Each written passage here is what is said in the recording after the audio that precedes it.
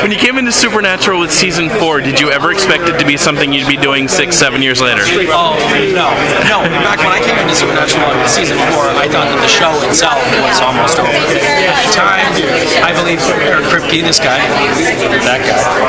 I'm like... this guy. If I'm not mistaken, he thought the show was going to end at season 5. That had been his plan, for a 5-season arc of the show.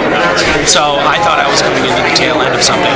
I didn't expect for my character to survive past the first 3 episodes, let alone past the first year. But nor did I expect the show itself to last more than a couple of years at that point. So it's all been a surprise. I don't think any of us ever even dared to imagine that we might be here at the 200th episode mark. Now, being a part of Supernatural has allowed you to do some fantastic charity work and that sort of thing. Can you talk about that?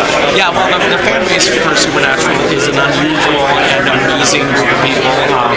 We're all, the cast of Supernatural is really tight with the fans. The fans are really tight with one another. It's a really close-knit community, and I think it's also a really caring and really creative community. And so we've been able to garner some of those thoughtful and creative resources to, build an orphanage and fund some really amazing projects and have some fun. And how much feedback do you personally have with your character in speaking with Jeremy Carver or anything like that? Jeremy won't talk to me. I'm not on speaking terms. And can you talk about working with Jensen and Jared for so many years?